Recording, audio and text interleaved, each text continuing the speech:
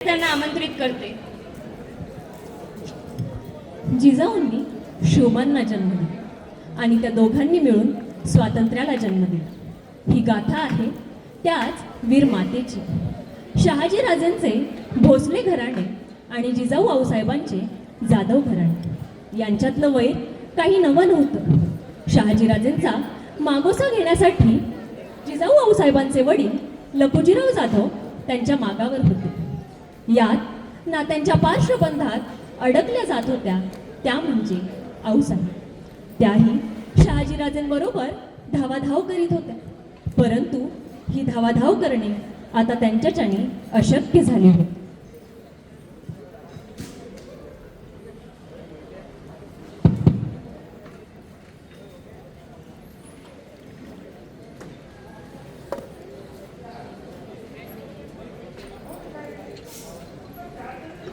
महाराज, तुम्ही पुढे जावे. हा प्रवास आता आम्हाला झेपेल असे वाटत नाही. आपले व्याही विश्वासराव जवळच राहतात. आम्हाला त्यांच्याकडे थांबता येईल. जिजाबाईंचा हा सल्ला ऐकून शहाजीराजेंनीही त्यांना जुन्नरला विश्वासराव आणि लक्ष्मीबाई यांच्याकडे विश्रांतीसाठी ठेवण्यास तयार झाले. सोबत अनेक मातब्बर मंडळी आणि थोडीशी बंदी ठेवून महाराज पुढील प्रवासासाठी निघण्यास सज्ज झाले. चला निघायचे शंभूराजे. आम्ही काय म्हणतो, बाळराजेंना राहू देत काही दिवस आमच्यासोबत, मग पाठवू त्यांना आम्ही. असे कसे चालेल राणीसाहेब? त्यांच्याकडून आम्हाला बरेच मनसुबे पार पडायचे.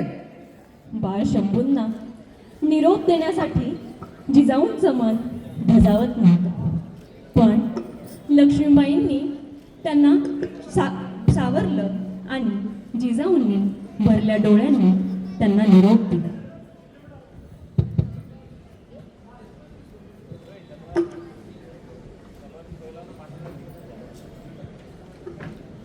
कुठे कुठे आहेत ते शहाजीराजे?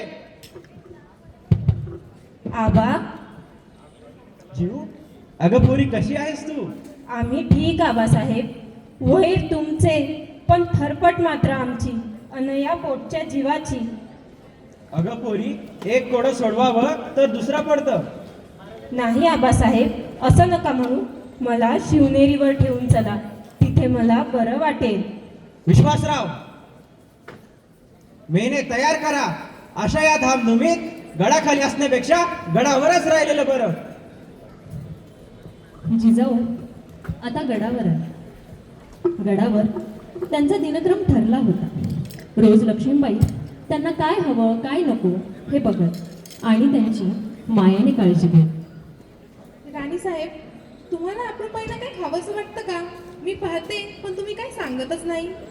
खरं सांगू बाई, आम्हाला खाण्यापिण्याचे काही डोळे नाही, पण असं वाटतं की घोड्यावरून दौड करावी, तलवार कमरेला लटकवावी, गडाचा वारा खूप प्यावा, कड्यावर उभं राहून खालील माळवद डोळे भरून पाहावी, आणि नशिबाने आमचे सारे डोहाळे पुरवले बघ.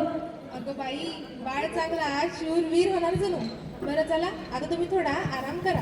नको नको, आराम नको. आम्हाला मोकळ्या हवेत घेऊन चला.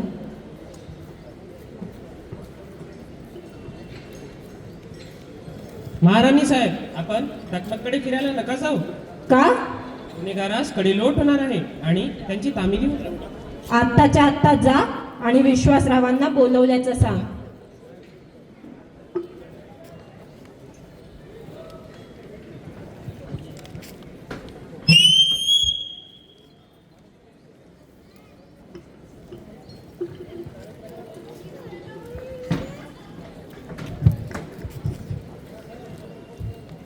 विश्वासराव, आज कुणाला शिक्षा फरमावली तुम्ही, तीही कडेलोटाची? खालच्या वाडीत त्यानं चोरी केली, एक मन धान्य लुटलं. त्यासाठी कडेलोट? माफ करा विश्वासराव, पण यात चूक आपलीही आहे. दुष्काळाची परिस्थिती सर्वत्रच आहे, पण यात आपण काळजी घ्यावी. रयतेस काय हवं नको ते बघा. कोठारे खुली करा, अंबरखाने उघडा. रयत ही आपल्या पोटच्या मुलाप्रमाणे असते, तिची नीट निगा राखा. होय राणीसाहेब, चुकलंच आमचं. आपला काय हुकूम आहे? हुकूम कसला? विनंती करतो, आम्ही गडावर असेपर्यंत कुणाचाही कडेलोट करू नका. होय राणीसाहेब, सोडा रे त्याला.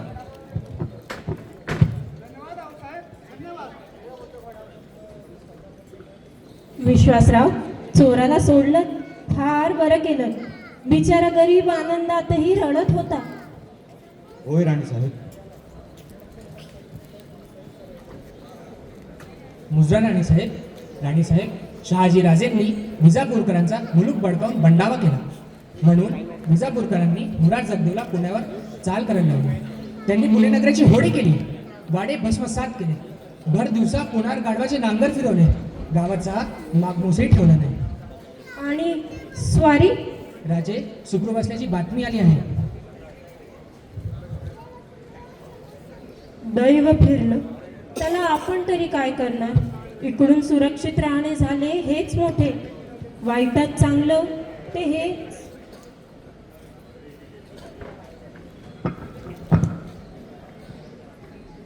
आता काळ मंदावला होता. एक भयान शांतता संपूर्ण गडावर पसरली होती. जणू ती एका दुर्घटनेची चाहूलच देत होती. जिजाऊंना हे भोवतालचे वागणे थोडे वेगळे जाणवत होते. अकारण बोलणं वाढवणारी सर्व मंडळी त्यांना तुटक शब्दावर भलावण करू लागली. जिजाऊंना हे असह्य झाले आणि त्यांनी विश्वासरावांना बोलावणे धाडले.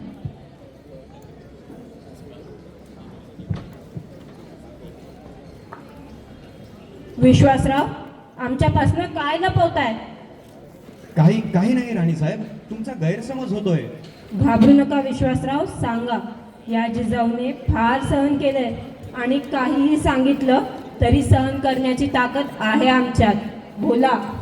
राणीसाहेब, आबासाहेबांचा खून झालाय. काय? जगदंब, आबांचा खून कुणी केलाय? दौलतेबारीचा सुलतानाच्या दरबारी लखुजीराव गेले होते. आधीच कट शिजला होता, पण त्यांना त्याची काही कल्पनाही नव्हती. अचलोजी, राघोजी आणि यशवंतराव या तिन्ही पुत्रांसह ते सुलतानासमोर गेले होते. सुलतानाचं वर्तन थोडं वेगळं होतं, पण ते समजेपर्यंत घात झाला राणीसाहेब, घात झाला. आबा गेले, माझं माहेर संपलं. आमच्या पुण्यावर स्वकीयांनी परकीयांसाठी गाढवाचं नांगर फिरवलं. ज्याच्या बळावर ही सुलतानी उभी राहावी, त्यात जाधवरावांची कत्तल सुलतानी दरबारात व्हावी. सावरा राणीसाहेब, स्वतःला सावरा.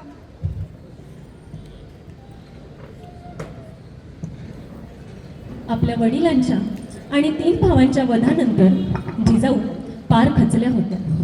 हा खून त्यांच्या खूप जिव्हारी लागला होता, पण त्या डगमगल्या नाही. त्या एका दृढ निश्चयाने आणि निर्धाराने सावरल्या. निर्धार कसला, तर या रयतेला गुलामगिरीच्या बेड्यातून मुक्तता मिळवून देण्याचा.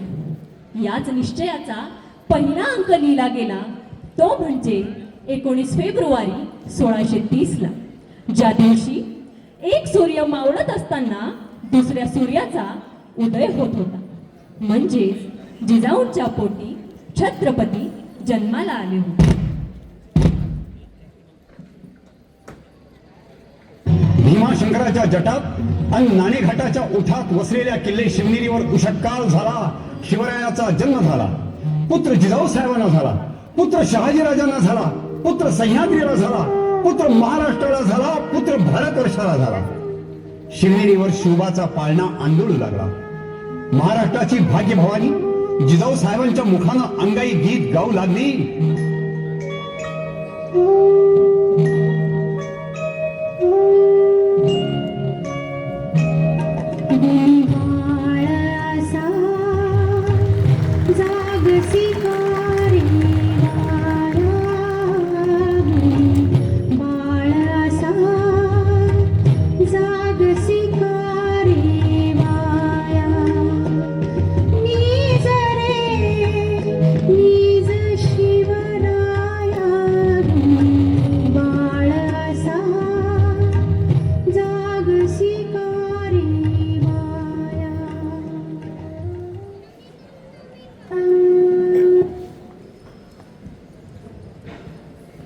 जिजाऊंनी केवळ शिवबांना जन्मच दिला नाही, तर हे हिंदवी स्वराज्य प्रस्थापित करण्यासाठी त्यांनी ज्ञान, चातुर्य पराक्रम आणि चारित्र्य अशा अनेक संस्कारांचे बाळकडू त्यांनी शोभांना दिले.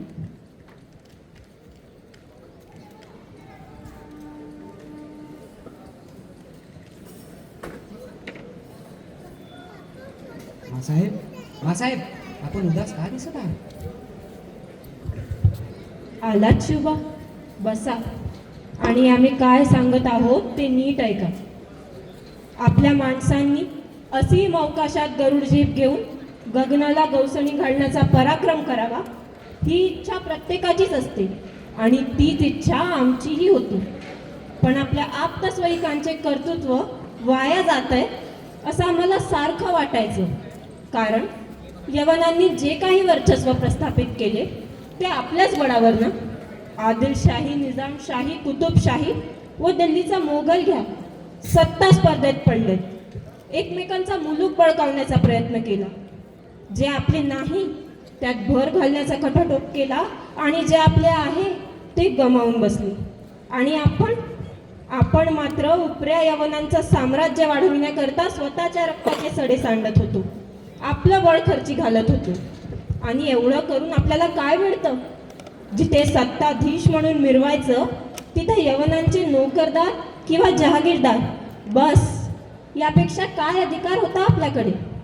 शिवाय यवनाची लहर कधी फिरेल, मी आपलं जमीन व इनाम कधी जप्त केलं जाईल याची टांगती तलवार सदैव मस्तकावर आहेच. पण मासाहेब यावर उपाय काय? उपाय फक्त एकच आणि ते म्हणजे स्वराज्य. स्वातंत्र्य हवे, पराक्रम हवा आणि झालेल्या अपमानाची परतफेडही हवी. त्यातूनच शेतकऱ्यांचं, कष्टकऱ्यांचं, बहुजनांचं आणि स्वतःचं असं स्वराज्य निर्माण होईल.